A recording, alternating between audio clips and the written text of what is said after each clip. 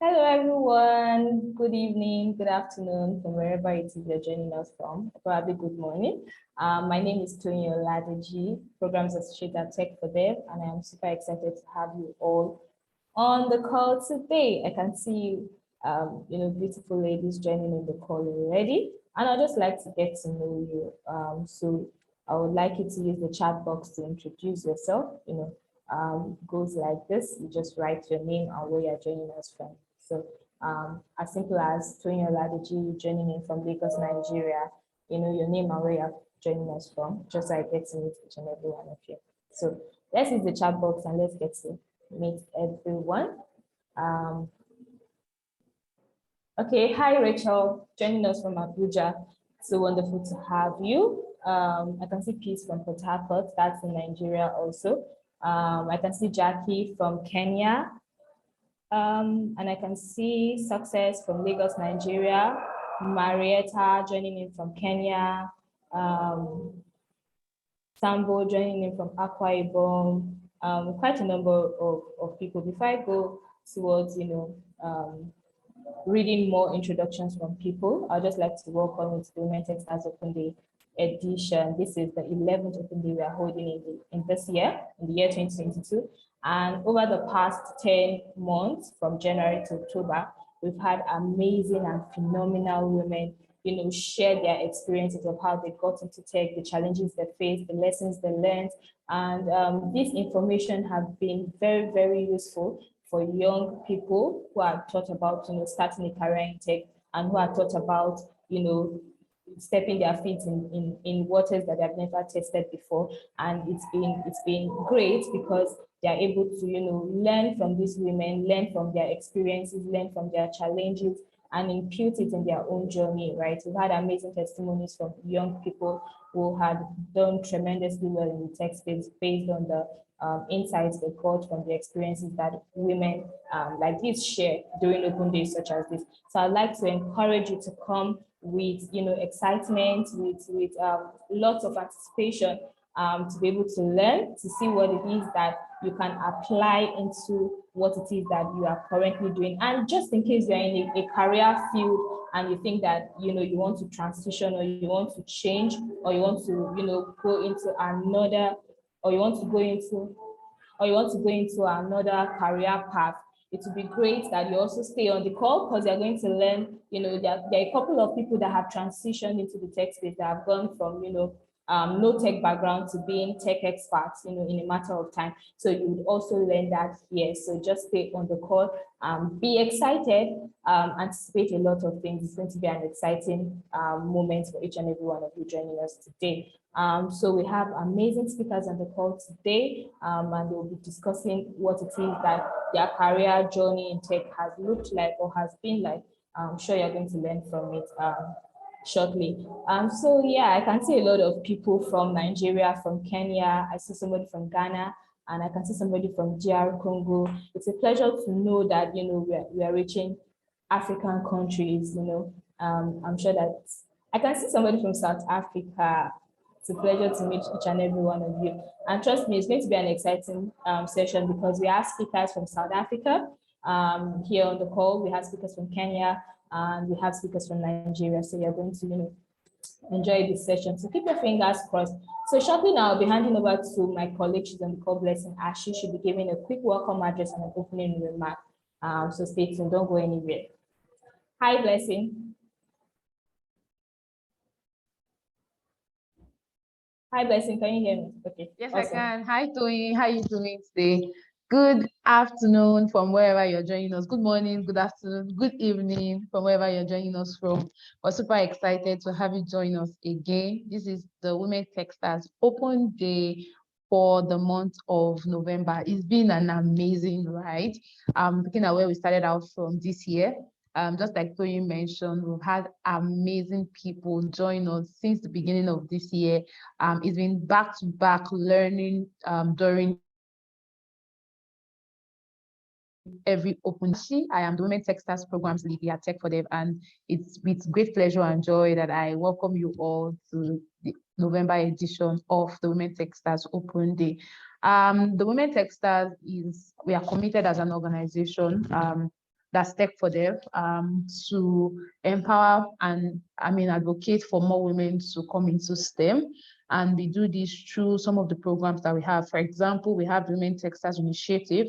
Under the Women Techsters Initiative, we have 5 programs. We have the Women Techsters Open Day, which you are joined in here today. We have the Women Techsters Masterclass, Women Techsters Fellowship, Women Techsters Bootcamp, and we have the Tech Girls Advocacy Drive, which we earlier launched in February to reach young girls within the ages of 8 to 18 years with information about STEM and how they can start and chart a career in STEM as well. Before I proceed, I'd like to say a very big thank you to all of our speakers today and our moderator. Thank you so much for taking out time of your very, very busy schedule to join us today. We sincerely do appreciate your time, and we believe that it's going to be a smooth ride for everyone who's joined in today. We know for sure that the women and girls who will be joining in today will have a lot to learn, and some people would have feedback to say that their career or their tech journey started as a result of the program here or the meeting today. I bring greetings from our Executive Director, Oladure Oladipo, who is unavoidably absent as she has to attend to a meeting out of town. However, she sends her love, and she's really excited knowing that every speaker here is going to do justice to the topic and to the conversations today.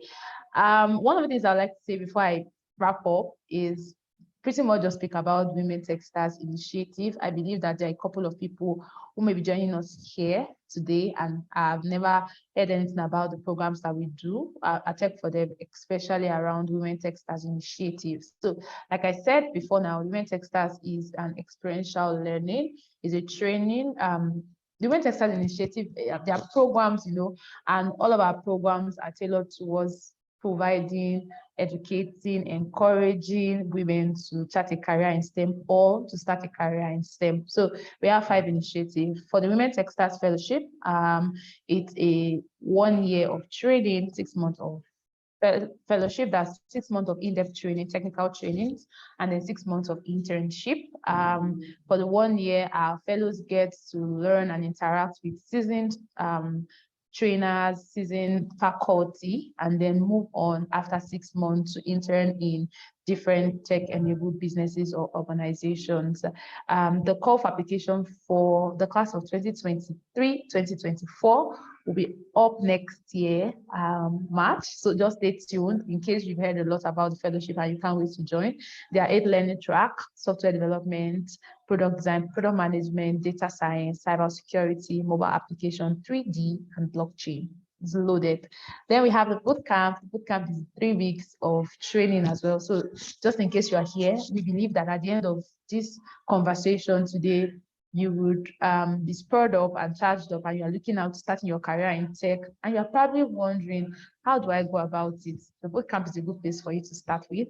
It's a 3 weeks of training. There are 5 focus areas, 5 focus learning track. On the bootcamp, we have the software development track, product design, product management, cybersecurity, and data analysis. Please take notes, data analysis.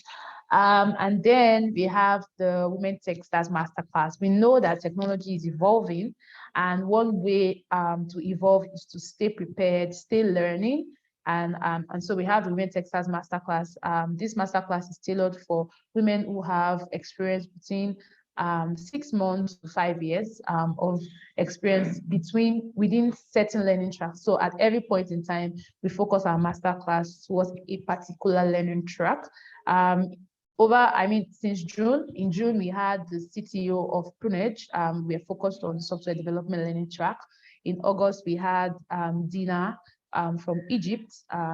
We're focused on data science. In September, we had Lanria Komolafe from Prunage. We're focused on product management. And in October, we had Michael Felix from Kenya, and we're focused on cybersecurity. You see, it's loaded. We are currently planning the next one on product design. Trust me, you don't want to miss out on it, especially if you already have a knowledge. And if you don't, should you have women who are in tech, or who are within the focused learning track, you can always invite them to join. Remember that the Women Techsters is our main aim is to be inclusive, having a lot more women coming to tech, having a lot more women chart a career in tech and stay also in the career in tech. And then finally, we have the Tech Girls Drive. We launched Tech Girls Drive in February, and it's been an amazing ride. Between February and now, we've reached over 60,000 girls across 15 African countries. In case you're wondering how we've been able to do this, we've had multiple advocacies in secondary schools, in communities, in religious institutions. I mean, we weren't able to do this ourselves. Our fellows, we had volunteers, we had a lot of people join us to do this, and it's been an amazing ride. We are really, really excited. We are more excited because we set a target to reach 10,000 girls in 2022, and 2022 is not over yet, and we reached 60,000 plus girls. So you know that there's a lot more work to be done, and it's been an amazing ride. So yeah, as I wrap up today, once again, I'd like to welcome you to the Women Techsters Open Day for November edition. I know for sure that you are in for a smooth ride. I know that this is a great place for you to learn. We've received testimonials of women whose career started out from just by joining the Women Techsters Open Day. So yes, this program, this meeting today is for you. All you need to do is to ensure that you are in a comfortable position, in a comfortable or noiseless environment, have your internet with you. You have multiple internet with you, just in should your service provider disappoint, you can always switch. You also have a notepad, the writing material with you, or you have your notepad on your mobile device or whatever device you're joining in with. You have a concentrated mind. You have your earpods, probably you have water by your side, and you're ready to sit, listen, and have a good time. Today. Thank you so much. Once again, I'm so excited, and I'd like to welcome all of our panelists, all of our speakers to today's session. Welcome on board, ladies. Have fun, and over to you, Tony. All right, thank you so much, Blessing. So I'll be playing a video, one that I love so much, that I enjoy watching, and I'd like you to pay good and great attention to it. And I'm sure that you'll be, you'll learn a lot from the video, and you enjoy the video. All right, so I'll be playing it shortly.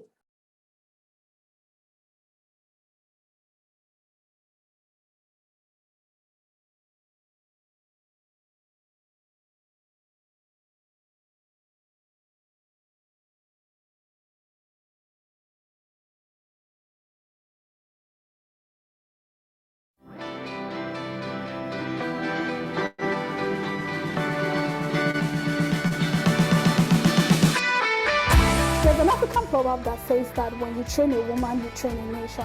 When you train a woman has the ability to provide some sort of like 3x on ROI or whatever training it is that you give to a woman. If the training is meant to provide some sort of financial freedom, for example, for the woman, which is the case of the Women Techsters, we believe that women are able to then provide for their families, which then immediately also allows for the families' income generation to impact that of their immediate community or impact that of the nation. The problem we're trying to solve when we initiated the Women Techsters program is being able to bring women to partake within the opportunities that exist within the technology ecosystem, and actually finding a balance, which is having more women join the ecosystem to be able to both partake of the opportunities and also be able to contribute to the industry.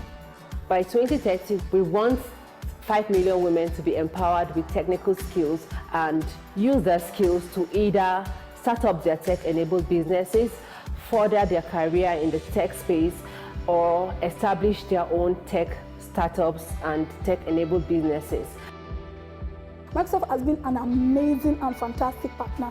Just beyond supporting us with funds, has actually gone into supporting us, like giving us technical support, like donating Azure to us, donating licenses to us, and supporting us with other forms of software and hardware to ensure that we're able to deliver effectively on whatever program it is we're partnering on. Today is the meet and greet event that is holding in Lagos State. The meet and greet event is organized for our Women Techsters program beneficiaries to be able to have a physical connect. Because of the COVID-19, we're not able to have a physical meet-up. So most of our training has been carried out virtually, and we have women connecting online. Community building is very important to the Women Techsters initiative.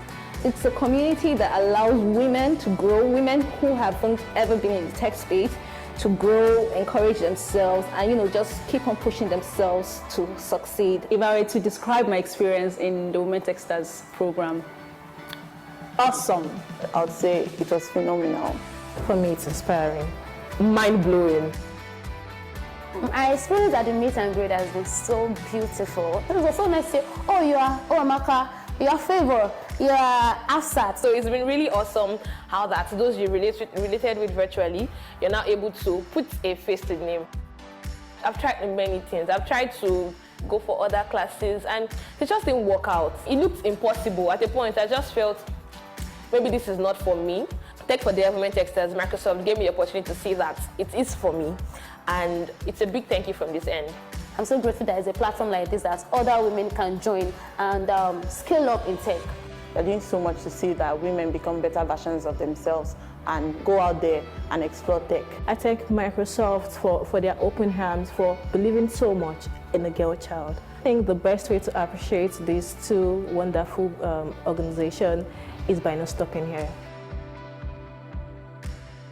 To any young woman out there who is trying to get into the tech space, I would say, believe in yourself. You can actually do it. Tech is not as difficult as people think it is. There are tons of career paths within technology that even have nothing to do with you writing a line of code. I mean, for example, there's product design, there's product management, there's data analysis, and amongst others. So I would say to every woman, believe in yourself. Whatever you think you can achieve, you can do it.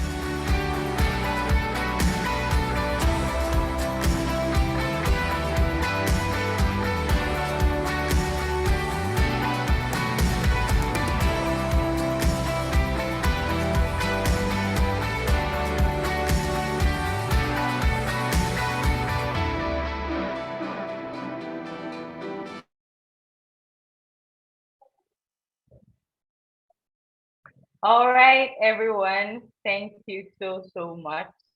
And thank you so much for coming here. And I believe you must have learned one or two things about the Women Techsters program, the Women Techsters initiative as a whole.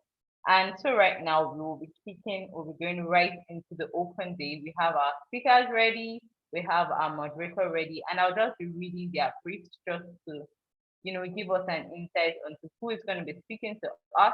And so we'll get to know them. So I'll start with the speaker's brief, and I'll start with Chidima, our first speaker. Chidima Anugo, pardon my pronunciation. Chidima Anugo is a product designer and a content creator based in Berlin. Currently, she designs products to help make commerce better for everyone at Shopify and outside her work. She shares content that would help designers level up their career. So that's about Chidima, our first speaker, and you could always find her on LinkedIn at Anigo Chidima. All right, so we have our second speaker, Joylyn. Joylyn Kiro is an infosec evangelist who believes in empowering developers and users in general on security best practices. She is an ethical hacker with offensive security experience in web and mobile app security testing. DevSecOps and GSM security having previously worked in the telco industry. She has a passion for mentorship and training students and empowering them. She has spoken in several conferences where she shares her knowledge in cybersecurity and software development. She is among the top 50 women in cybersecurity Africa 2020 finalists, Woman Hacker of the Year, Africa 2020 finalist, and Young CISO Vanguard 2022, amongst others. She's a senior cloud security advocate at Microsoft.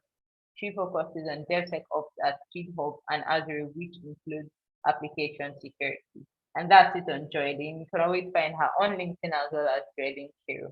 And to our final speaker, we have Makozana Dubazana. Once again, pardon my pronunciation. She goes shortly by the name Mako, so I'll just be using that subsequently. Mako is a seasoned data scientist with expertise in consulting, telecom, and financial services. With a background in geology and environmental studies, she has gained competency and relevant skills in machine learning, IBM Cognitive Analytics, cloud computing, Python, SQL, Google Cloud Platform, amongst others.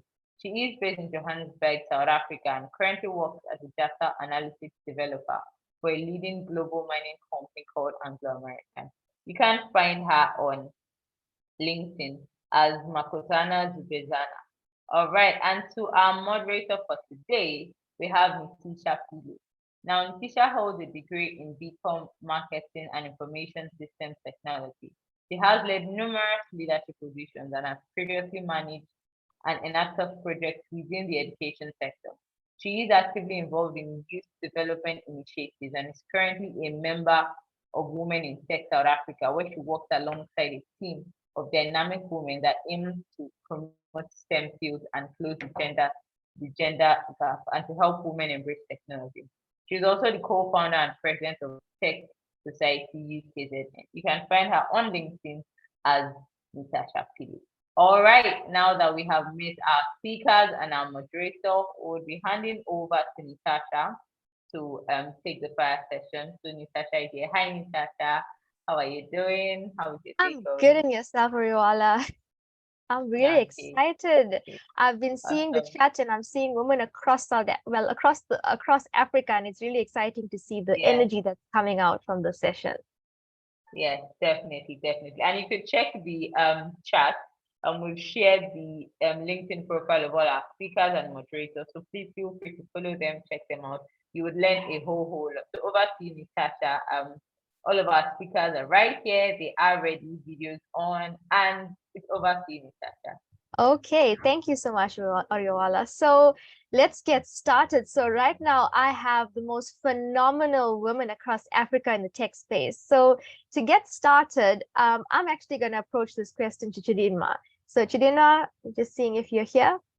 Awesome. So my question to you is, can you share your experience studying economics at the University of Nigeria, and what made you transition into product design, and how did this sort of transition happen? Yeah, thank you for asking me that. So in school, like you said, I studied economics in school, and I was really interested in studying economics at first because I was good at math, and then I really enjoyed commerce and also like economics while in secondary school. So I was just like, yeah, it does make sense for me to study economics. But in my second year, I realized that I wasn't really interested in economics again. And I figured out quickly that, okay, I don't want to do this when I graduate. So I want to do something different, right? But then initially, I had seen a friend of mine like design a logo, and I was just so fascinated by it. And then he mentioned, like, he made it seem like this was something that was difficult for people to do. So I was like, yeah, I'm going to do it and prove to you that this is very easy. And that was how we all started. So I tried replicating some of the logos on PhotoGrid, which was a photo editing app.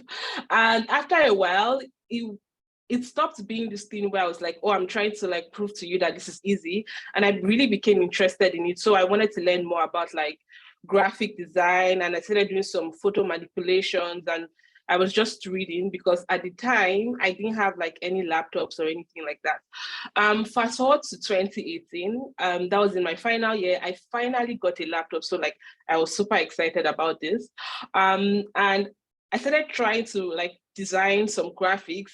And it wasn't looking so good. It was looking so terrible. For someone who had been reading so much, I expected so much from myself. And maybe because I'm very like critical of myself, I was like, yeah, I can do better. So I was like, I don't think graphic design is working for me. Like, can I look for something else in design? I'm still very interested in design. So can I try to figure out something else in design that I can do? And that was how I got to know about product design. And I quickly like tried to get an internship to see if I can work and learn at the same time. And yeah, it pretty went good from there. So yeah, that's how I switched from economics to product design. Wow, that's absolutely amazing. So you didn't really start out in tech, if I'm not mistaken. No, I didn't. I was just, yeah.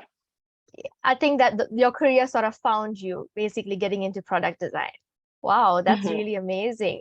So I'm going to head over to Joylyn. So Joylyn, I have a question for you, right? So my question is, you've had your foot in the tech space way back in your undergraduate days at the United States International University. Can you tell us what drew you to tech, and if there are any tech communities that have been helpful in your journey? So you look absolutely young. So way back, you said, I think when we had a chat a while ago, you said you're 7 years in the industry. So yeah, can we just talk about that? Yeah, I actually graduated like I think it was 8 years ago or so from the university. Yeah. Yeah, so I've always been interested in tech, for sure. So I think the love for tech started way back when I was a little child. So I remember my brother and I we used to have this, for those who are young enough. So the way computers used to be, they were very big.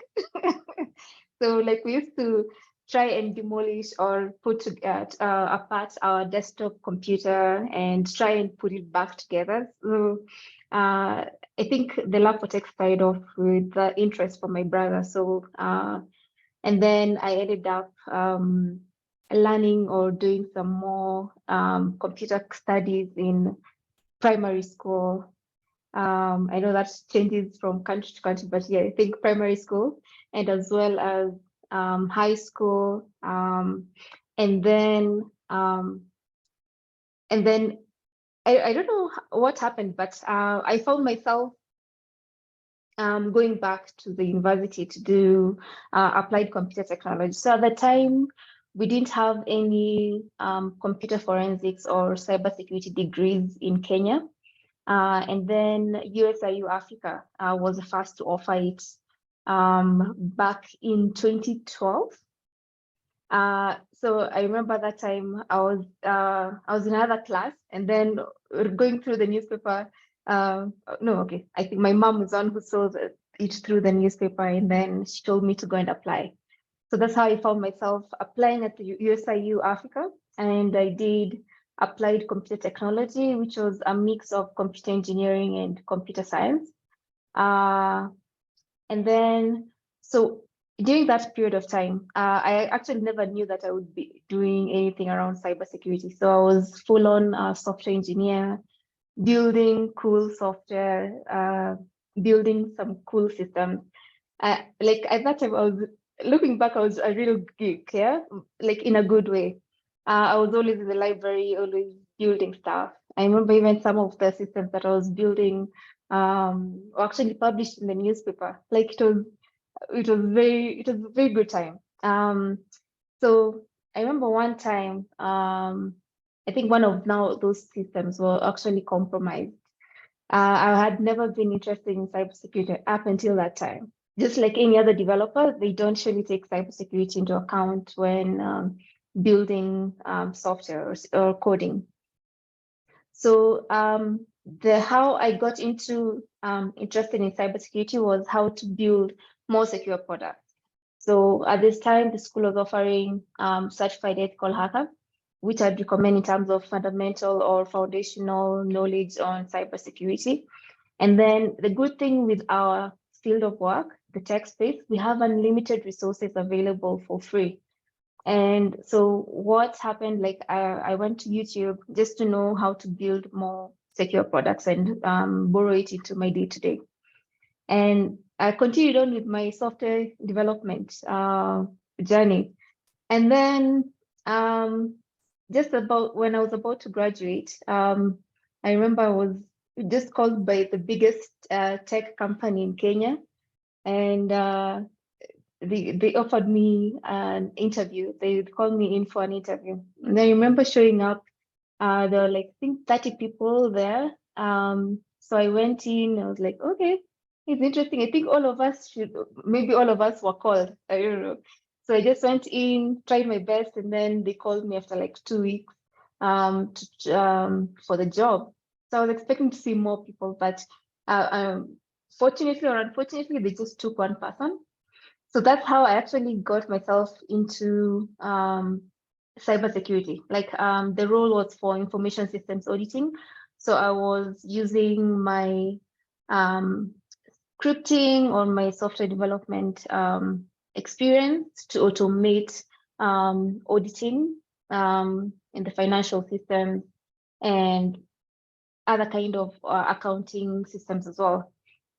And then after that, I now officially joined the cybersecurity department within a company called Safaricom, which is the biggest telco in Eastern Central Africa, where I did offensive and defensive security. I started off as a security operations center analyst. If you have watched movies, you've seen some guys who are in front of very big screens. So actually, a SOC analyst here, you're in front of some big screens, which is pulling alerts from various other systems into one place. So you're manning that window to check for any alerts that are actually successful or any breaches that were successful. And then you do something called incident response on those particular alerts. And then you also contact the custodians to make sure maybe the asset is isolated and the issue is resolved before that asset is brought back to production.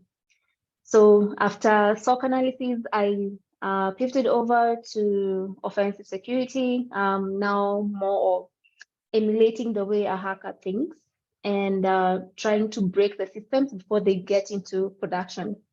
So I was privileged enough at least like to have access to various types of systems. If it's big data, if it's IoT, if it's any kind of mobile application, web application, like you'd get an avenue to practice your offensive security learning path as well. So I was there for a couple of years until I started managing a team now for the offensive security, and then left late last year. So I've been in Microsoft for 1 year. I joined Microsoft in November of last year as a senior cloud security advocate. So I'm still doing what I have been doing for the before, like in terms of application security and DevSecOps. So working with developers and training them on secure coding and as well as DevSecOps. And it's amazing. And thank you for having me today. I look forward to interacting with all the ladies here and helping as well. Awesome. Yeah. I just wanted to touch on the question that I asked earlier on. So you shared your journey, and yes, the University of YouTube. I think all women in tech, I think we all use the University of YouTube in learning more about this tech space. But my question is actually, were there any communities along the way that you joined that helped you grow into the space that you're in now? So it being, okay, many years ago. So what happened was at that time, we didn't have like many communities. So what we did, we formed them. So I was one of the founding members for She Hacks Kenya because at that time we were very few. I think that was around 2016, and we saw the need of having a community of ladies just to empower ourselves and develop skills as well. And at least from there, I've seen, at least I'm happy to see that we're having more and more cybersecurity communities in Africa. I have seen now that we have even the likes of cyber girls as well. By Confidence, we have women of security as well. We have, let me know if I've missed any, but there are very many tech communities. But what I did at that time, even for those who are here on the call, like if you're in your university and then you notice that you don't have a community of people like you can share knowledge with. What I did at the time, I was in charge of our IT club. So every Friday we used to meet in our lab, and then we train each other. Like today I'm teaching Python, and then next week there's someone else who's taking us through some for cybersecurity stuff. And like that's how we learned. So they usually say if you want to master a craft, try as much as possible to teach it, and also trying as much as possible to teach it like to a 5-year-old. So that's how you get to know that you've actually understood the concept.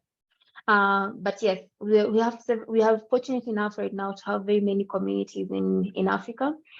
Please plug in and be active, and also train. I am a big advocate of public learning. If you can train other people, do that as much as possible. Wow, thank you so much, Joylan. I love that. You know, if there is no space, you go and create a space. And that's what women in tech do. That's what we as women in the space of tech, we create spaces of leadership. We create spaces to encourage and learn and draw from each other. So I'm going to go over to Makosazana, my fellow South African. Makosazana, if you're there. So since we're talking about degrees and how we got started in the space of tech, so Makosazana, just to check, yeah, if you're on. So you hold a degree in geography and environmental studies from the University of Witwatersrand, but you currently work as a data analytics developer. So why did you make this decision to transition? As Chidima was speaking earlier on, she had a different degree and then now she's in the space of tech. So how did this transition happen? So like my journey started out in high school. I didn't actually know what I wanted to study. So I did like a career test and it came back and it recommended like 100% environmental engineering and then 80% something in finance. I wasn't taking any finance subjects at the time. I loved business, I loved entrepreneurship, but I didn't really think I had an interest in it.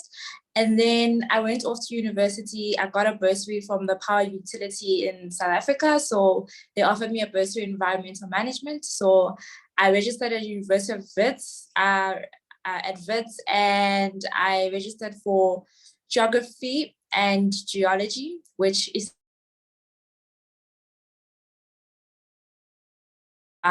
work a lot with environmental or earth. It's the earth sciences. You deal a lot with humans and their interaction with the earth and the environment, as well as minerals. So along the journey, I knew when I started that I wasn't going to work in this field. I just had a sixth sense. And I told my mom that actually, when I'm finished with this, I'm going to study something else. And eventually honors came. I didn't know what else to study. I had not figured it out yet. And so honors year ended. I didn't go work for the power utility. I decided to register for my master's. But during my honors project, I was also doing geographic information systems and throughout my degree. So I had an interest in it, and I saw that I had an aptitude of learning software and also solving problems using software. So this informed me, okay, maybe I have a love and interest for this. In my master's project, I did a project on human health risk analysis. So there I was modeling air pollution as well as the potential risk in life. So the potential cancer risk that it might cause in babies as well as humans living around a community. So I did it around one of our international airports in South Africa. So I did an air pollution study, collected samples, did the modeling within the GIS software. And then during that time, I was also interning at Statistics South Africa. So that's the Bureau for Statistics. And there, in that environment, I was just learning about okay, is it something that I love? But I love the subject, and also we had an opportunity to do courses while I was interning. And when I was interning, I sort of figured out that, hey, we started learning Python, we started learning SQL, because in GIS software, it is sort of like a tech career, but it's most of the time you study it under sort of like geology or earth sciences. So I saw that, hey, I have an interest in developing models, in in doing statistics and doing mathematics and in all of these things. And also I loved working with spatial data. So now in the internship, I started looking at, okay, cool, what's the next step? I was like, okay, cool, let me look at some of the biggest companies that are working with spatial data. So when we think about it, we think about Google Maps, TomTom. So I started looking and searching through the of those companies, and when I came across the job opportunities, I saw that throughout that year in 2018, there was a transition from hiring GIS specialists to hiring geospatial data scientists. I started looking at the job spec and I'm like, okay, cool. What are the skills that I don't have that I need to fill in order to work in a space like this, in order to work as a geodata scientist or geospatial something? So I looked at the criteria. There was JavaScript, there was Python. We started learning Python, but it wasn't as deep. There was database management, there was model building. So I took that information and I was like, okay, cool. Let me look out there and see if there's a program, if there's a university program, a postgraduate diploma, or something that can teach me these skills that are the gaps, that can fill these gaps that I have in order to move on to the next step. So I came across, it was the first year that this was happening. So I came across the Explore Data Science Academy. So it was a bunch of actuarial scientists from South Africa, some actuarial science lecturers that decided to open up this boot camp in South Africa to teach data science skills. Practical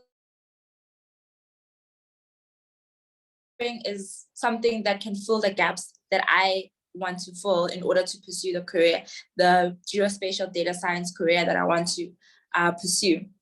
So I applied, I enjoyed the aptitude test that they did, and I got accepted. So the tricky part was, the tricky part for my parents, but not for me, was that the internship was giving us a stipend of 5,000 Rand per month and no accommodation, nothing, or anything like that, just the 5,000 Rand stipend in Cape Town, as all South Africans know, in South Africa. So I tell my mom, okay, they're going to give us 5,000 Rand. I might need your assistance, but I'll try to stick to the budget. I've got money from my master's project. I was still studying my master's at the time from the NRF. I was funded by them. I've got money from there that I can utilize to come back and forth, to fly back and forth between Joburg and Cape Town in order to finish my master's, as well as visit. And also maybe use some of that fund to accommodate me in Cape Town. So yeah, so that's how it started. I then landed a job. I landed in that program. I learned the basics of data science. We learned the whole full scope of data science, from data ingestion, the data engineering part, to doing the analysis, and then finally just communicating what we have found to business, which is very valuable and a valuable skill that I constantly use currently. So even with that, I learned all these skills that I needed. So even when leaving, I also looked at the economy of the job market, like what's on offer. So I was like, okay, cool, I've learned these skills. Let me go into a more traditional role, a data science role or BI role, because these are the skills. I've learned how to build dashboards. I've learned how to create data. I've learned how to ask the right questions to business to sort of figure out what they need. So that's how I got into tech. It was a long journey, but it was all about understanding. And at the core of it is about understanding myself. Definitely. And how I, at the end of the day. And that's what I followed. I just followed my bliss kind of thing. Definitely. Wow, that's really amazing how, you started off in one degree and then you sort of went into tech. So it's never too late to go into tech. It doesn't matter how you start, it matters along the journey what you find. And your career path sort of finds you in the space of tech, and it's endless. The opportunities are endless in the space of tech. So thank you so much, Makosazana. I'm gonna head over to Chidinma. So Chidinma, I actually wanted to ask you, I can imagine there are like so many milestones that stood out for you in your journey. Could you share how you overcame the challenges you faced in achieving all of those milestones? Yes, this is such an interesting question. Okay, so I'm going to talk about like a few milestones. The first one would be getting my first job. So like I didn't learn tech in, I wouldn't say a conventional way, but like I didn't go to school to learn how to design. So I didn't have any portfolio. I was just like doing random stuff, and I needed to get a job because this was something that I'm really interested in, right? So how I went about this was I went ahead and I did a little job in school, like designing like flyers and posters for people. So like once I knew that I was graduating, I put together like my portfolio, like it was nothing serious. I just put together like all the work that I had done, explained it a little bit, and I started sending out emails to like random companies. I'm just like, okay, I see this company, they have designers. Oh, I think this person is a good designer. I would like to work with them. I shoot my shot, I send the email and be like, yeah, my name is Dima. I don't have like so much years of experience, but I'm willing to work as an intern. At that time, I was willing to work as an unpaid intern as well. And I also like told everybody who cares to listen that I was looking for like a job and I needed to get a design internship. So I kept on putting myself out there, like just sending random mails to companies and getting like rejections, which wasn't so exciting, but like I was just, putting myself out there, sending these emails. And finally, one day, someone just sent an email to another person who was looking for an intern and copied me in the email. I was like, oh, this is Dima Anubo. She's a promising designer. You should have like an interview with her. And that was how we had the interview, and it went well. And that was how I got my first design internship. Also, another challenge that I faced after getting my first job or first design internship was leaving my parents' home, because originally I'm from Enugu and my school was in Nsukka, and I was living with my parents after I graduated. So like I had to struggle with them to leave, because like then my parents didn't understand what design was. I mean, we paid your school fees to study economics, and now you're telling me you want to become a designer. Like they didn't get it. So I had to convince them, and I had to like fight for what I felt like was right, even though I knew they were coming from a good point, like, oh, they cared for me, they wanted me to get a good job. But then I was like, I feel like this is something I'm passionate about. I want to chase it. And if I fail, I'm still very young, I can try something else. So like, I just want to try this. So I was willing to fight my parents, and finally they accepted, and I moved to Lagos to start my design internship. So that's one. Another milestone for me was getting an international role. So after a while, like I wanted to get like an international role to increase my earnings, also to be able to like grow and improve my skills. So then again, I had to like start applying for roles, right? And oh my God, I had a lot of rejections, like not one, not two, but like thousands. I had That's the a challenge, definitely. I had a lot of rejections, and I realized that I wasn't really selling myself well, and I wasn't communicating the value that I'm going to be bringing into the team. So it took me a long while. I changed my portfolio like different times. I changed my resume like different times.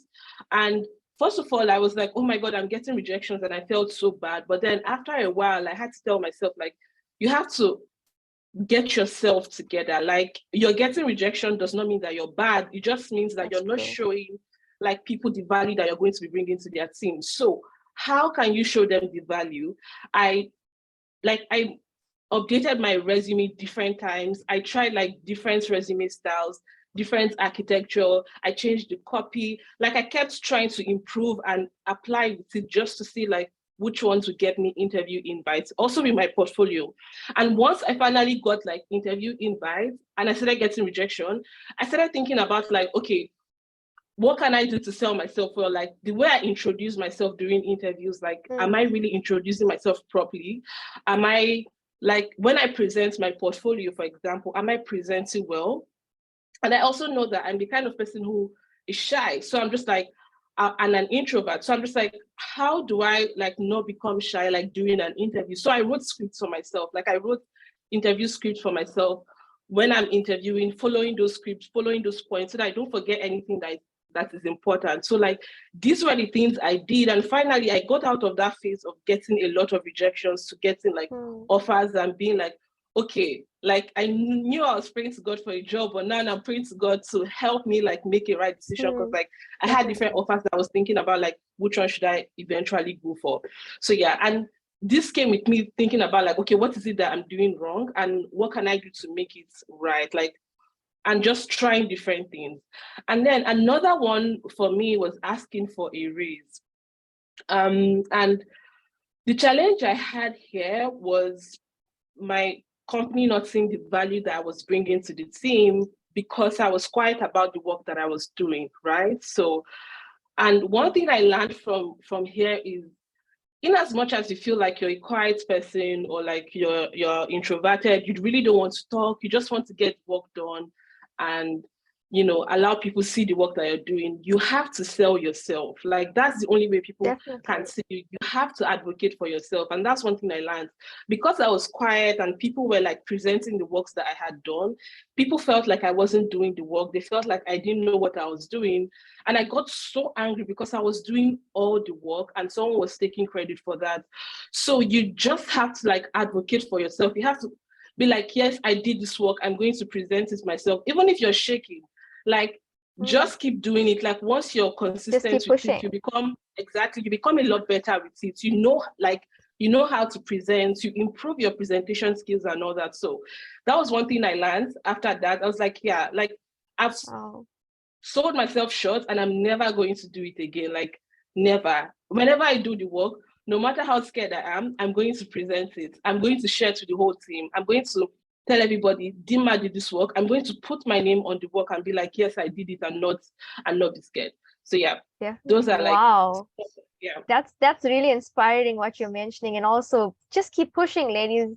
Thank you, Chidinma, for that. In the words of Chidinma, basically, shoot your shot, guys. Keep pushing, don't give up. Just keep going. Now, speaking of another lady that's pushing in the space of tech in cybersecurity. So I'm going back to Joylyn. So Joylyn, I think you spoke a bit about cybersecurity. So cybersecurity, what attracted you to a field that women make up just 24% of the workforce? And what common misconceptions did you have to deal with? So imagine that cybersecurity, what I've heard is that there's not many women in the space. Look at you going into the space of cybersecurity. So what attracted you to this field? I think, as I mentioned earlier, I found myself in the field by chance. It's very good to be very intentional about your journey in terms of having like a roadmap of where you'd want to see yourself. Maybe like Dinma, for her, it was in design. But for me, I found myself in cybersecurity by chance, and it just happened for the best reason. I don't know how it happened, but it happened. It happened. So you just stepped into that space. They should say if something is yours, it's yours. Yes, but yes. So just more of embracing the opportunities that come along your way, and having an open eye, maybe not being so fixated in terms of one thing, but having an open mind in terms of a growth mindset. So that's sort of how I found myself into cybersecurity, and yeah, Thank you, embraced for it that. as well. I actually wanted to Yes. ask you with cybersecurity, like I said, now this is not many women are in the space. So what are some of the misconceptions? Now you're in cybersecurity. It's a new field that we're hearing, it's becoming a buzzword. So you are basically the police of the internet. When I was chatting to some kids earlier today, I was chatting to them about cybersecurity, and I'm telling them cybersecurity is like being the police of the internet. But what are some of the misconceptions you had to deal with in getting into the space? I think the best one was when you go out there and then you say you're an ethical hacker, what they're expecting is someone with a hoodie, maybe with dark eyes, something something that the movies portray. But in reality, it's just you never know who is an ethical hacker, who is a black hat as well. So I think that's the one misconception that I've seen. But in terms of embracing the field, we have very few ladies for sure. As you said, we have like 24% of the workforce that's represented by ladies. That number has actually drastically improved in the last like 6 years. Before then, it was almost nil for sure. But and one thing that I know for sure, cybersecurity is a growing field. It's one that will continue growing because the more access we have to devices to the internet, the more at risk we all are, and the more demand there is for expertise in securing everything, securing our data. Wow, that's amazing. And thank you for that, Joylyn. So there's a lot of misconceptions that, you need to wear a hoodie and that sort of thing. Joylyn, you're looking absolutely phenomenal. So yes, you can look like Joylyn, guys. So there's not a lot of, so basically what you're saying is cybersecurity, anyone can get into it. It's a space for everyone. It's a safe space. It's lots of fun. And by the way, you don't need like a university degree. Wow. So in the previous place I worked at, I think 80% of the whole team were engineers. They didn't do any computer science stuff. They did like electrical and electronic engineering. So and then in most cases nowadays, they don't require like for you to have a university degree as well. Wow. Yeah. So and that's really cool. the good thing with cybersecurity, like you have the resources available. It's just what they look at is your skill. Do you have the skills to actually protect and defend the asset, or to even break the assets as well, given the mandate to break those assets? Wow, thank you for sharing all of that. And since we're talking about misconceptions, I'm going to head over to Makosazana, and I'm going to ask you, so what was the most unexpected shock or misconception you encountered in your data science journey? And what are some of the resources that were helpful in kickstarting your data science career? Before you start speaking, Makosazana, so we're a bit tough and rough on time. So the panelists, I think, can we just also take into account time as well? So my question to you, Makosazana, once again, is what are some of the misconceptions you encountered in your data science journey? And what are the resources that were helpful in kickstarting your career in data science? Makosazana, okay, so awesome. I was struggling with the unmute button there. So the biggest misconception is, I don't know if everyone has seen those memes where who wants to do maths? No one raises their hands. Who wants to do Python? Everyone raises their hands. And who wants to be a data scientist? Everyone raises their hands. So the misconception is that a lot of people, it might be true, but a lot of people who want to be data scientists don't want to do mathematics. And I think, and also that data science is such a specialized field. For me, is that when I take it away from every master's project, you are doing data science work, collecting data, you're exploring it, you're doing some results. So it's not just computer science guys who can do it, even guys who did psychology, who did statistics. And yeah, so if you did statistics in your module.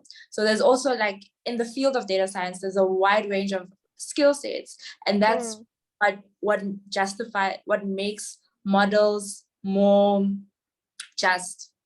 So you have to have more just models. So you can't have the same type of people building models. Can't have the same type of mindset building models. So the conception is that people don't want to do maths, and fundamentally in most of our degrees we all do mathematics. Maybe not at the same level, but we don't all do Einstein's theories, but we all do mathematics at some level. And also every single data science job will be different, every company's interpretation, and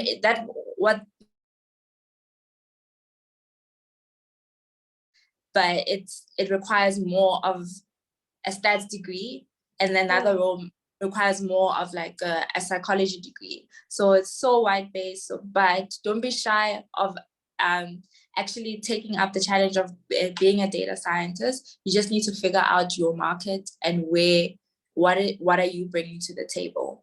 And for me, valuable resources are community. So if you're going to take up a class, like if you're going to take up a course with tech dev, keep in contact with your classmates. Though that's what makes a university degree valuable, and that's what makes a bootcamp valuable, is because when you get in industry, you will still have that network to depend on and ask questions, and also ask for jobs as well. It's like, hey, I'm in the market. Do you know anything? Who will recommend you? I've been recommended to jobs because of the people that I know in the community that I've built from the Explore Data Science Academy. And I believe I think Susanna, I'm not sure if it's me or you, but I think your connection is dropping a bit. Oh. All right, cool. So you mentioned something about your network becomes your net worth. And that's the most important thing. And it's very important that you have a support system around you to help you go forward in your career and in your degrees and even in the space that you're in. And thank you so much, Susanna, for that. Since we're on the topic of misconceptions in the tech space, so I'm going to go and head back over to Chidinma. So Chidinma had shared such an amazing her journey. I saw someone in the chat saying, wow, it's absolutely inspiring. So Chidinma, back to you. What are some of the common misconceptions about the role of product designers? And how important is having a good knowledge of technical skills to product design? I think the biggest misconception is that being a product designer is all about visuals. Like you just design the UI and that's all you do. But in reality, that's not all you do. That's a little of what you do. Like there's a lot more to that. And for technical skills, you definitely need to have like the technical skills. You also need to have some soft skills for you to be able to like excel in the product design space. Just to give a little example of some of the skills that you can get, and maybe I'll just break them down to like maybe craft skills and collaboration skills. So for craft skills, like the product design crafts, like you need to have like interaction design skills, visual design skills, user research. You need to know how to use design tools, obviously. And for collaboration, you need to like know how to.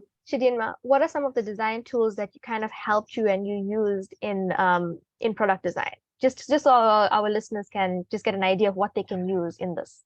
Yeah. There are different tools that you can use. There's Figma that you can use. There's Adobe. There's Photoshop that you can use. But for me, I mostly use Figma. So like I stick to Figma. I use Notion to document. I use FigJam to like collaborate or brainstorm. And people use Adobe XD to also like design, but I enjoy using Figma. And I think Figma is very easy to access. You can use it on your website. You can use it. You can view like a Figma document on your phone. So like I use Figma. So yeah, that's what I use. Okay. Yeah, and for collaboration skills, you need to know how to like communicate, you need to know how to present, you need to have emotional intelligence to be able to lead. You need to know how to like collaborate with like other cross-functional team members, like your engineers, your product managers, and other stakeholders in the project that you get to work on. So yeah, those are like some of the skills that you can have or you should build. Thank you so much, Chidinma. I'm sure that our listeners are basically finding so much value from what you're mentioning as well. So Figma, guys, is one of the important tools to use in the space of product design. So thank you, Chidinma. So I see some questions coming in the chat. A little bit later on, we're going to go over some of the questions. So keep your questions ready, and we're going to ask our panel that a little later, in the next few minutes, basically. So I'm going to go back to Joylyn. So Joylyn, my question to you is, so since we're talking about tech skills, and Chidinma had mentioned Figma, so how important is having a good knowledge of technical skills to cybersecurity, and what helpful cybersecurity communities would you recommend to all of the newbies that are out here? Okay. Thanks for that. So let me put it this way. So cybersecurity is more of securing existing systems or new systems as well. So you would need to understand how the tech works in order for you to secure. So usually give this annotation like a hacker has to be lucky only once, and we have to be lucky all the time. So from that basis, you have to understand how the tech actually works, all the endpoints that are actually maybe public facing, or the threat vectors that are available in your system or in your processes. So having a deep technical understanding of how systems actually work is quite important in terms of knowing how to secure them as well. But cybersecurity is quite broad. So you don't have to know everything, that's for sure. So we have, I mentioned offensive security. So I've seen someone asking if you need to know like programming languages to be in cybersecurity. So it depends. So if you're doing something like application security, I would need to understand the ins and outs of software development, or how to secure that code, or have an understanding of how code works in order to secure it. But if I'm doing something like GRC is governance, risk, and compliance, I don't need to do that. So one thing I need us to understand is that cybersecurity is quite broad. We also have services like managed security services, whereby you're selling security services to clients. So that one is more marketing and understanding maybe the basics of security products as well. So, and then you can also be like in the offensive side, in the defensive side. So knowing how to actually draw a security architecture and putting security infrastructure in place within your network to protect your assets. So something called security in depth. So there's a lot that goes around. So for newbies, there's a link I've shared on chat. I like this program by Confidence. It's Cyber Girl. I know, is it Oriol Lua is a success advisor there as well. So I think the application for Cyber Girls is open until end of next week. So at least they maybe she'll share more about the program, but I found it, I was one of the mentors there, and I found it to be an amazing program in terms of hands-on skills in cybersecurity for, I believe, a period of 7 months. Okay, cool. Thank you, Joylyn. And Joylyn says, guys, my ladies, gentlemen, whoever's on this Zoom call, get involved.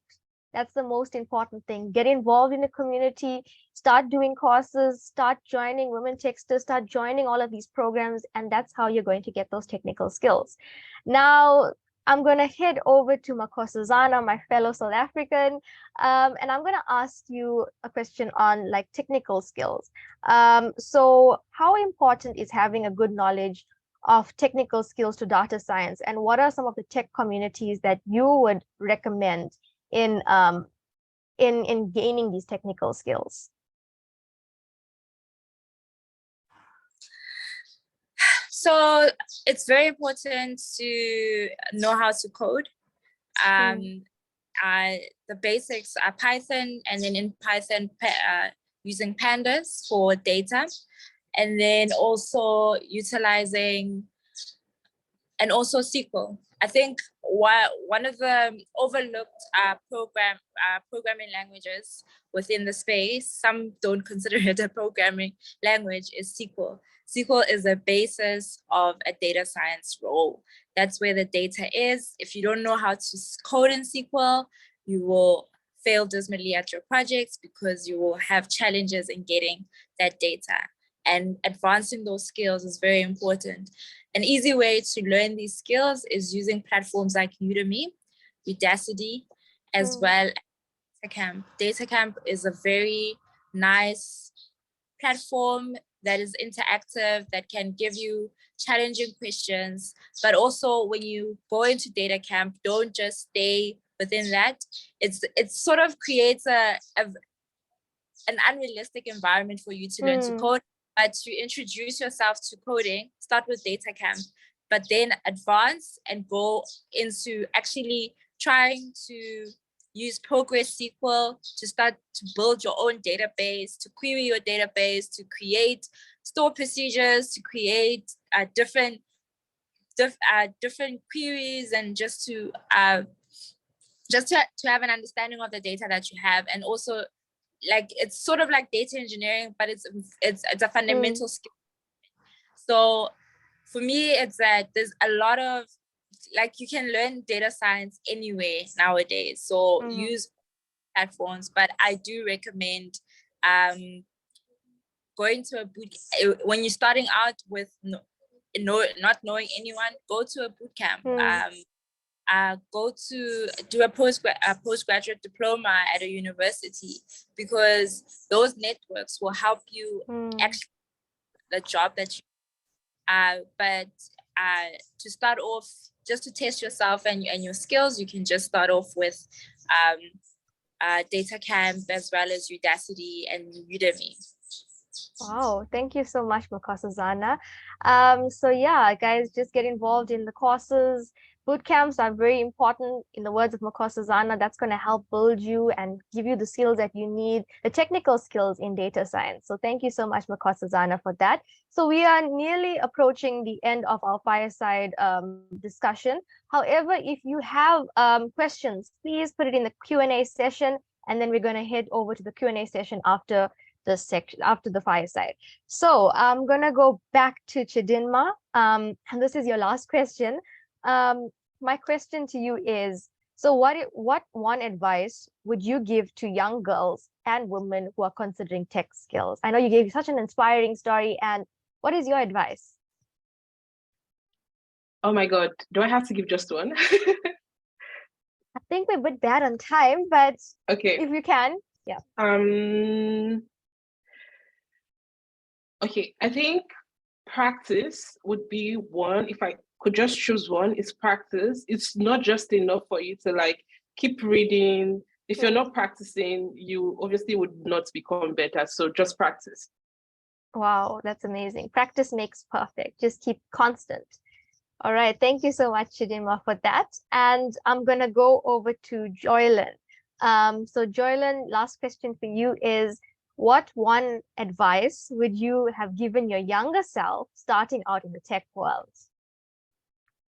I think for me, it's all about perspective. So it's just more of a mind shift. It's been done before by someone, so it's very doable. So everything is relative. So you can say that computer science is difficult, but it's all about having that mindset that someone has done it, so it is doable. Having a mentality that it can be done, and also always having a growth mindset. Like there are a lot of opportunities in tech, so it's just more of mastering your craft, know what you want to focus on, and learn. Master that craft. You will be on demand once you master that craft. Awesome. So your advice would be nothing is impossible, that it's all in the mind. It's you can achieve it, you can dream it, you can believe it. Awesome. Thank you, Joylyn, for that. So guys, just keep those questions coming in the Q&A session, in the Q&A chat section. And I'm going to head over lastly to Makosazana. Makosazana, so what's one crucial advice do you have for ladies on this call contemplating transitioning into tech? So you told us how you transitioned into tech. So what's your advice to our ladies here?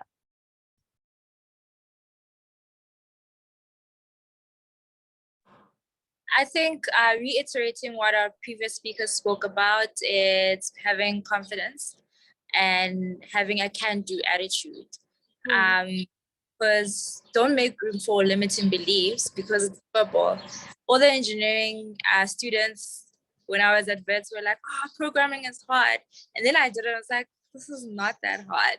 So having a can-do spirit, overlooking what people deem as difficult. Maybe you have the mindset for it. So just go for it. And when you get into it, it's all about practice. It's ever changing. There's so many opportunities. There's always new titles coming up. Having the confidence to say, hey, I've got these skills, and also having the self-awareness to say, hey, I've got these skills, I've got this innate ability, and I believe in myself, and then I can do this job. And applying. Most men apply when they qualify for 50% of the job or of the job spec, and women don't apply. They want to qualify for 100%. Overthinkers. Even if you meet 20% of the job requirements, apply. The experience will build your confidence. It will also make you understand what they're looking for in the job market, and just have confidence. There's ample of opportunities for women. Have confidence in yourself. There's ample opportunities in tech.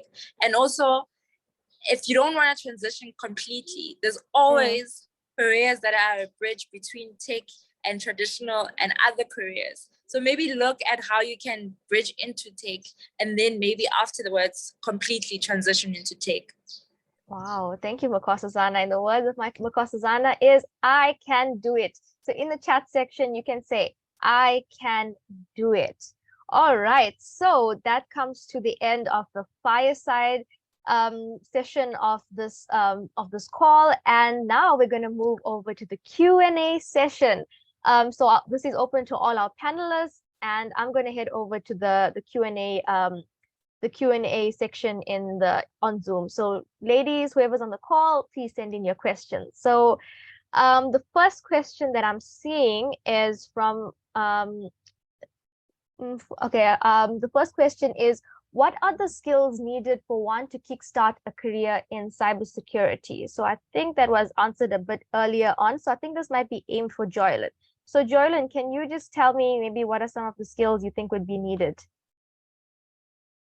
So as well, it depends. So you need a basic understanding of like Linux or Windows, like operating systems, web servers, networking as well.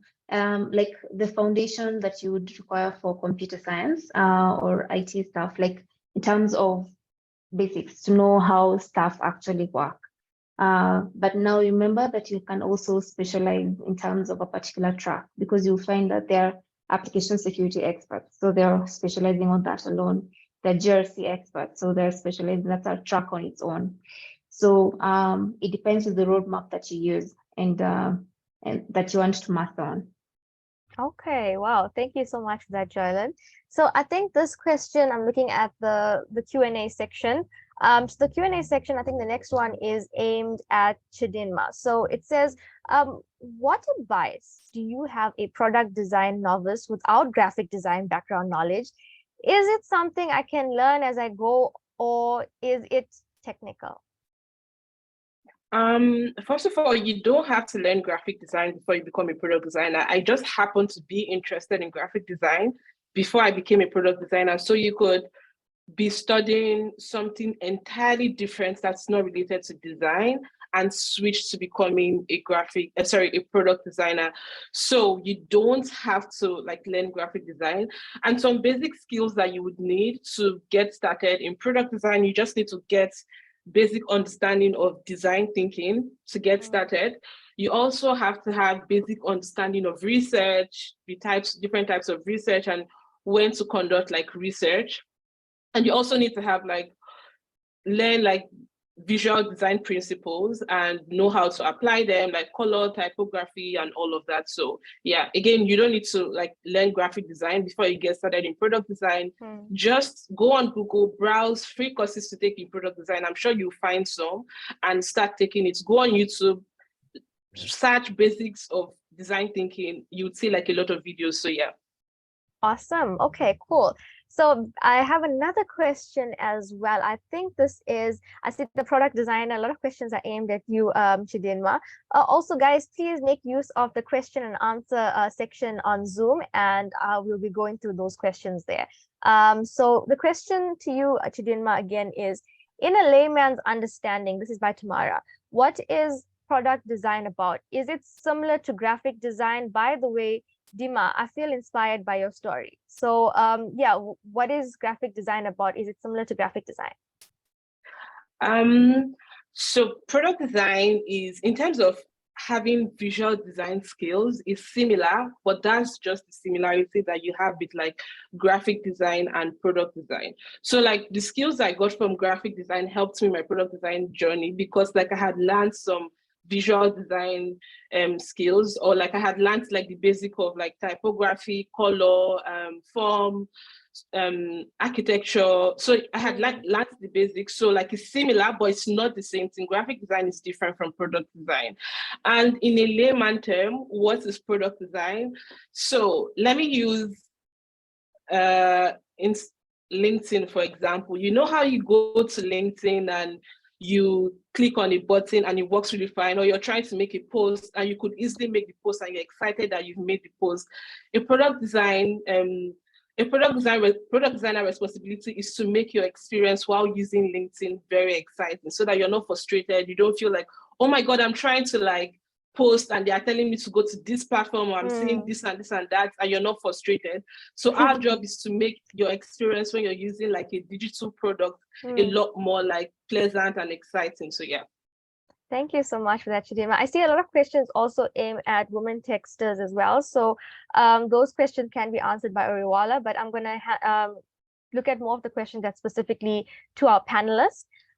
So I quickly saw a question that's aimed at Makosazana. So I see the questions coming, lots and lots of questions. So it says, so Marcella, I think, mentions, what packages am I supposed to learn before starting data analytics? Makosazana, over to you. What packages am I supposed to learn before starting data analytics? I think there are no, when you're starting your learning journey, you must focus on learning SQL, a bit of Excel, because a lot of companies use Excel for their data analytics work. There's a lot of work still happening in Excel, as well as just Python or R. You can learn both, but I believe just choose one at first. And then as you go along, you then develop new skill sets. But like the fundamentals are those. And then for visualization, you can learn Power BI. It's a free visualization tool. So yeah. Okay. Thank you so much, Makosazana. I'm just going to ask you to answer this question very quickly, since you said, you know, you joined in from a degree that didn't you wasn't in a technical degree, and thereafter you moved into the tech space.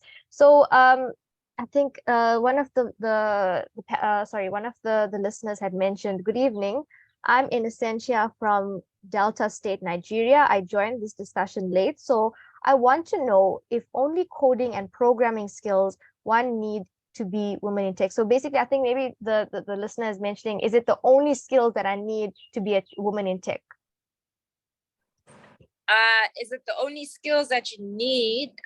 You need, it depends on the job that you have. As a product designer, business analyst, and a data scientist, you need great interpersonal skills and communication skills, because you are dealing directly with business, trying to answer their questions. As a more traditional software developer, not as much, because you've got at least the buffer between you and business is the business analyst. So yeah, so those are not just the technical skills are not just the things that you require. But however, if we look at the question in another perspective, is that if do you take coding skills to actually get into a career in tech, and that answer is no. There are many career opportunities within tech that don't require you to be technical at all and require you to be more on an interpersonal journey. So you're dealing with processes, with people, you're connecting the technical guys with the business people. So you don't really need to know how to code or do any technical things. I think Nkosazana, your connection dropped. Okay, so I'm gonna go over to our cybersecurity lady, Joylyn. So I see a question from Hope. So Hope says, so I currently, is it my connection? Hello, ladies, can you hear me? Yes, you can. Also, okay, Joylyn, so my question to you is, so I see in the chat that one of the questions is, so I currently finished a degree in information security, and the greatest issue I'm facing is different employers have different requirements that they want. How do you decide what to master, especially when you first want to secure employment? Okay, so that's a very interesting question. So what I usually tell my mentees, I usually mentor out in ADP list. We have a mentorship platform there, is try and target and see which organizations or companies you want to work for, and try and see the kind of job descriptions that they have open. Try and do a gap analysis of what skills you have and what is on demand, and try to see, okay, so how can I get there? Truth be told, during this job interview, they won't, they don't expect you to know, like, to have like 100%. Yes. But it's good to have like a foundation of that particular concept.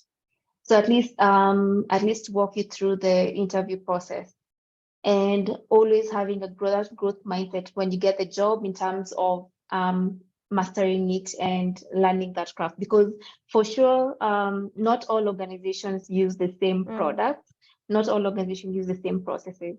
So there's always room for onboarding in various organizations. But yes, take time to understand what these organizations are requesting for, and see where you are as of now, and try and fill that gap. Okay, cool. Thank you so much for that, Jordan. I see another question from one of the questions here. It says, are there any platforms that are free and certified for cybersecurity? And then I think after that, I'm going to go to Chidinma, because it says, and product design. So Joylyn, are there any free platforms or certified courses that our listeners can use, or just get involved in these spaces? Yes, I'm sure most of us here are probably students. So I'll speak on the Microsoft part for Azure. So we have a free learning platform called, you can just go in and search for learn.microsoft.com. So if you want to learn about software development, if you want to learn about data analytics, if you want to do Power Platform, the platform is there for free, and the resources are there for free as well. So just go in and do learn.microsoft.com. We have various levels, beginner, intermediate, advanced, and just go through that track and master those skills, because they are available for free. So for students, we also have free certifications. We have free certifications for students in terms of like AZ900. AZ900 is Microsoft Fundamental, Azure Fundamentals. So, and then we also have various cloud skills challenges that we usually run every so often. So maybe if you follow me as well on LinkedIn, on Twitter, like I usually share this stuff. So if you're not a student, so when you have these cloud skills challenges, you are offered a free exam voucher as well. Wow. So yes, so if I were you, like I would use these resources as much as possible because you're just giving you information and knowledge for free. Yeah, knowledge is free to make use of the resources. So so I know that we've just got a few more minutes left to answer questions. So I think can our panelists, whilst I'm asking questions as well, if you can answer whatever you can on the chat. And I think if people aren't able to answer, well, if our panelists rather aren't able to answer all of the questions, you can reach out on LinkedIn. But I think can we, Joylyn, if you can you post some of those links on the chat as well for some of our listeners to actually you know, take advantage of all of the free platforms. So I know that on this question there was also what are the platforms that are free and certified for also product design? So I'm going to go back to Chidinma. I'm not sure of any free and certified platform, and maybe this is because like it's been a while since I started learning the basics, but I know that you can take free courses. I'm not sure you get certificates after taking those courses, but you can take courses on Springboard, and that is also free, and you can also get that. And you can like search for like videos of people talking about like design on YouTube. So basically that is how I learned. And there's also the Google UX certificate that you can also take the course, but it's paid for, only that you can also request for a scholarship. And I know that most people have done this and they've gotten it. So you can try that, like, and just request for the scholarship so you don't get to pay for it, but it's actually paid for. And you can get a certificate after taking like the Google UX course. So yeah, those are like a few. But I'm sure if you browse, like if you search on Google for like free product design courses to take, I'm not sure you get a certificate. You would find like some. However, I also wanted to say like you don't need a certificate to get a job in product design. You honestly don't. I've never used any certification to get a job, right? So you can also take free courses like IDF, Interaction Design Foundation, sorry, paid courses like IDF, Interaction Design Foundation, but it's quite expensive. But like if you can afford it, then you can go ahead and take it. So yeah. Oh, thank you, Chidinma, for that. So I know we spoke about shooting your shot earlier on, so I think I'm going to ask you this question. So one of the attendees had asked, how can I land a job with no experience? Also, how do I build my portfolio? So for you to get a job with no experience, you have to, first of all, try to build your portfolio, because people want to see like what you can do. They know that you're not an expert, they know that you're just starting out, but they want to get an idea of what can you do. So how you can build your portfolio here is like trying to do like personal works. Like you see a website, you feel like you want to like redesign this website, you can do that and also write like you're thinking behind that and add it to your portfolio. If you have like a friend who is an engineer, you can be like, yeah, let's build out an app that does something, and you can put it in your portfolio. Just try to do personal stuff. You could do like redesigns, you could do like daily UI challenge, and you could have those in your portfolio. So basically trying to like you could even replicate a design and add it to your portfolio. Like nobody expects you to have built a product and have had like so much impact because you're just starting out. They just want to see that like you have a few skill sets that for an intern. So just go ahead and like try to replicate designs, or try to like redesign things, or try to like work on personal things that you like, or like build personal apps, just design them and talk through your thinking for that. You could interview people just for the fun of it, and also to build your interviewing skills. You could conduct usability tests and be like, yeah, for this personal project I was working on, I conducted some usability tests. Like just go ahead and do stuff. Nobody expects you to be perfect, but just put it like now put it together and say this is my portfolio. So yeah. Just keep trying like what you did, and you can be like Chidinma, ladies. Basically just keep trying, shooting your shot, and you're going to be successful like her one day. So I'm going to go to Makosazana. I see some of the questions are being answered as we're going along. So Deborah actually asked this question. I studied environmental biology and lecture in one of the higher institutions in Nigeria. Which of the tech skills would you advise I take? Over to Makosazana.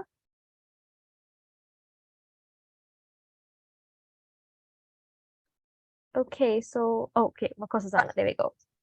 I recommend looking into learning Python, especially if you're a lecturer. Doing some of your statistical analysis within Python environment, that will sort of like give you an opportunity to link what you're doing currently to the tech field, and then expanding that, doing a bit of courses in mathematics, as well as using visual tools like Power BI, so that you can just sort of like relate what you are currently doing, sort of like building that bridge that I was talking about earlier, that you build a bridge between what you're currently doing and what you want to do in the future. And that's also doing real life application of the skills we have. So I recommend Python as well as Power BI for visualization. As the other speaker spoke about the Microsoft certifications, there's certification for Power BI and data analytics that you can look into as well. Wow, thank you so much for that, Makosazana. So thank you for sharing that. I'm just going to go to one last question before we conclude the Q&A session. So still on Makosazana, one of Esther actually asks, so how do I build a portfolio as a data science intern? Makosazana, how do I build a portfolio as a data science intern? So if you're building a data science intern, say you don't have a job yet, what you can use is that you can get like a Git account, do your analysis, post it on Git, use that as your portfolio, send those projects that you've done, the dashboards that you've built, the analysis, the reports that you have created based on the analysis that you've done to recruiters, as well as hiring managers or potential or people within your network, to see how you can improve and also to see if you can get a job. So I'd use Git to sort of, and Git is always used by software developers as well, like post any sort of like side project that they have. And also maybe if you're looking for data, looking at projects on Kaggle, there's also a platform, Zindi. Zindi is a data science platform in Africa that have sort of like African questions. So you can look into exploring Zindi and getting data from Zindi and doing your exploration from there. And that's how you can build your portfolio. Just have go into Zindi, answer the specific, enter the competitions, and also maybe just do use the Zindi data to do your own analysis to build your portfolio, and then take it from there.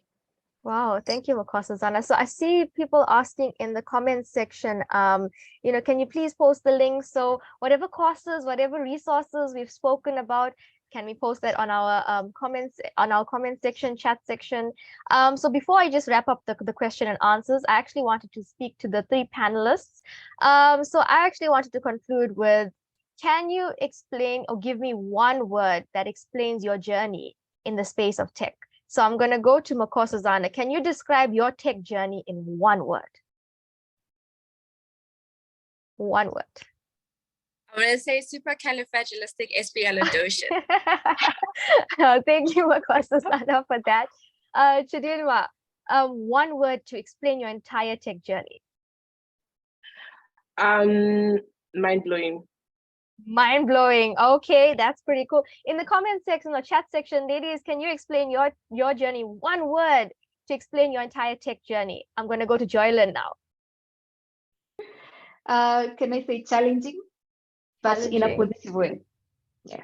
Challenging in a positive way. Okay, cool. Thank you, Joylyn. Thank you, panelists. Thank you, ladies, for being a part of this, your energy and sharing your journeys. I'm inspired. I'm just going to go and be the very best version of myself because I've enjoyed engaging with you. So thank you all. And I'm going to hand you back over to Oriawala, and she's going to carry on with the rest of the session.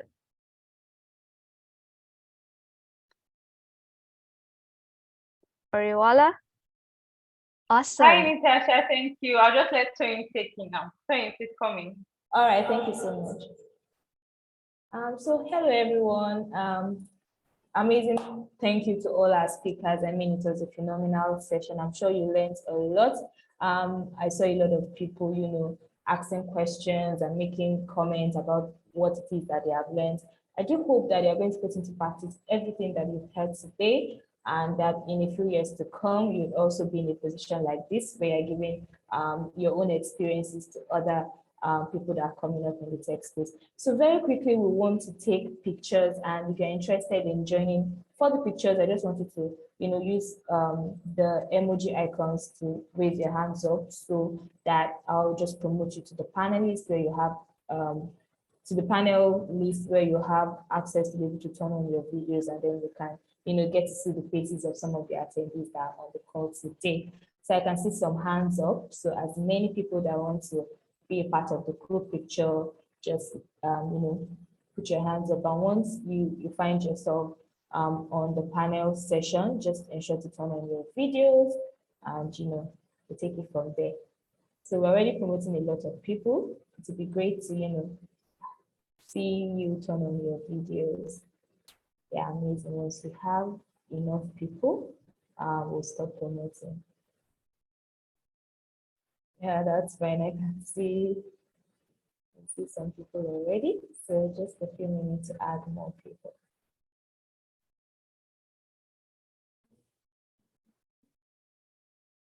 So once you're on the panel section, you would have permission to turn on your video. So please turn on your video. Somebody say, why is Nairobi in darkness? I can't see us. But you probably want to go to a place that, has good lighting. Okay. So I'm waiting for all the people that I have granted access to turn on their videos to turn on their videos. So please turn on your videos as quick as you can so that you can take the pictures and then move on to the next segment. I think, Toy, in the meantime, whilst everyone's turning on their videos, I think there were some questions that people were asking on how can they join Women Techsters? Yes. So shortly, immediately after this session, Oroluwa would walk you through all the programs that we offer to Women Techsters Initiative and how it is that you can join in. Okay, so we're waiting for Sarah. Yeah, I can see Sarah on the call. Please do turn on your video.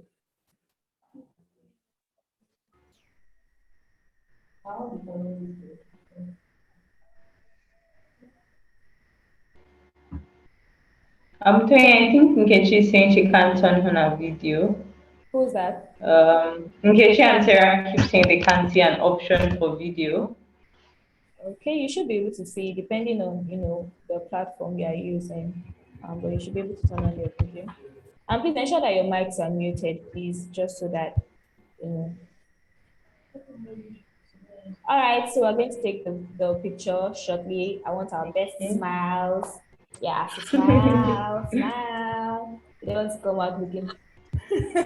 So let's smile, right? Okay.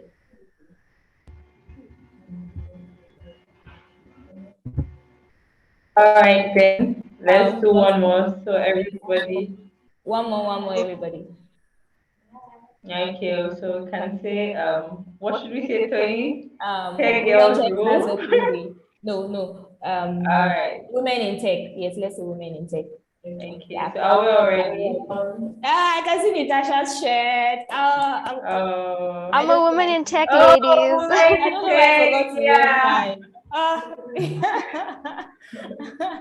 All right. Okay, so we are taking our picture in 3, 2, 1. Women in tech. Women in tech.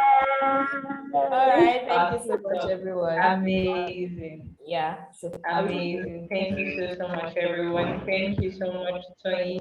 And I believe we can really applaud all our speakers and our moderator in the. Please, they are deserving of so much, of so much. So please let's all applaud them. You can see I would like to be applauded even in the comment section to just share some of the things that they have learned. I mean, I learned a whole lot, and I'm sure you have as well. I mean, coming from Chidima, coming from Joylin, from Marco, even from Natasha, splendid job, everyone. So thank you so much, Natasha. Thank you so much, everyone. And I just picked up a few things that I believe everyone also picked up, and I'd just like to share them. There was a question about community that can help, and I believe it was Jordan that was talking about how that in her time they were able to start a community even where there wasn't any. So if you're in an environment where you don't have one, it's good for you to actually reach out to some ladies that have the same interest that you and start something. Also, research was spoken about so many times the importance of doing research, and of course Chidima kept on talking about shooting your shot and basically putting yourself out there. And one important thing I also gained was having a portfolio. That is, if you've already started something, it's always good to have a portfolio that shows people, okay, the kind of value you have and what you're going to be bringing to the table, right? And of course, there's so many other interesting things that we spoken about. Being able to network, keeping your network, because your network ends up becoming your network. So just keep in contact with your classmates, and also have a good mindset and be intentional about your journey, and so many other amazing things. So thank you so much. I can already see comments in the chat about how impactful and insightful the session was. I believe Twain shared some of the links earlier that you can okay, someone is asking for the links to the panelists profiles, which will be shared very soon, right? And if you really enjoyed it, please feel free to be loud about it. We have so many social media platforms. Just check for Tech for Dev on Instagram, on LinkedIn, on Twitter, and just share your experience. And be sure to tag us. Be sure to tag so many of the panelists and the speakers. Now, we had a number of questions about um, Women Techsters Fellowship Bootcamp, and I even saw some questions as regarding to what next after the open day, and so that's what we're talking about in this session. Now, for those who are just joining us for the first time, that you've never attended any open day before, we welcome you. Welcome to the Women Techsters Open Day. Now, the Women Techsters is an initiative of Tech for Dev, and under the Women Techsters initiative, we have 5 programs, right? We have the Tech Girls Drive, which is an advocacy, which is under advocacy campaign. Tech Girls Drive. It's usually done in line with a major international celebration for ladies and women. And what we do basically is we do advocacy programs such that we go to places and then we let people know, okay, this is what tech is all about. This is what it means to be a lady in tech, and how you can actually be a lady in tech. Now, the Open Day is another one of our advocacy programs, and if you followed us from the beginning, that's exactly what we did. We brought about panelists and speakers who can intimate you on what it means to start your journey in tech, and just how to get from wherever you are in your journey. And of course, after the Open Day, we have our boot camp, which is a 3 weeks program in which you're introduced to introductory courses in tech, and we have product design, we have cyber security, and we have some of these learning tracks that you can come and you can just learn what it means to be a cybersecurity analyst, or be a product designer. And okay, so I think questions about when the bootcamp is starting, just have patience. So we have bootcamp every month, and it runs for 3 weeks. If you want to know more about the bootcamp, please ensure you follow us on all social media platforms. We post updates there very frequently. And of course, I'll be dropping the link. I'll be dropping the email, the bootcamp email, as well as fellowship email for those who said they have questions about registering and not getting a response. So you could just send an email to either our bootcamp or our fellowship, whichever one applies to you. And of course, we have our fellowship, which holds once a year, and it's a program that runs for 6 months and afterwards. So you have a training for the first 6 months, and then the next 6 months we have an internship. You are placed in an internship program, and the point is to ensure that after you've learned for 6 months, then you are able to put to use in an environment, in a work setting, the things that you have learned. Right. So, like I said earlier, if you want to know so much about this program, how to enroll, when it's starting, follow us on all social media accounts. We post about whenever it is that we are ready, whenever it is we are starting a new boot camp, and then you can follow us and register. So I will be posting the links, like I said earlier. I'll be posting the email addresses rather for our boot camp and for our fellowship. So if you have any further questions, please feel free to reach out to us on those platforms. You can check the chat box. All of our links and everything that you need to know has been posted there. I believe we had a wonderful session. I believe we're able to learn one or two things. And of course, after the fellowship, we have one more program, and that's for our masterclass, which is for mainly for advanced women in tech, or women who have been in tech for at least, I believe, that's 6 months to about 5 years. We bring seasoned panelists and seasoned speakers to come and just talk about what's happening in different areas of tech, and of course it holds once every month. So we have our open day, which is this that we are having now, which you all came for, and it holds once every month. This is our 11th open day this month, and we'll be having our last open day next month. I really hope to see you all there. Thank you so much once again for your time. Thank you so much for coming. Thank you to our amazing panelists for your experience, for sharing your knowledge, and sharing so much value to us in this session. It was so value packed, it was so insightful. Thank you to our amazing moderator, Natasha. Thank you so much. We are really grateful. We appreciate it. And thank you to everyone who tuned in. Thank you to everyone who tuned in. And we hope you learned something. So please, let's go spread the word and how to be a woman in tech, about the inspiring stories we've heard. Be sure to follow all our panelists on social media, on LinkedIn, everywhere. And of course, don't forget to follow Tech for Dev on Twitter, on Instagram, on LinkedIn. Thank you, everyone. My name is Rolu Adetila. I'm a Programs Associate at Tech for Dev. Do have a wonderful evening. Bye. Bye, everybody. You can unmute and say bye. Bye. Thank you so much. Okay, bye. Thank Bye, you. everyone. Bye. Thank you.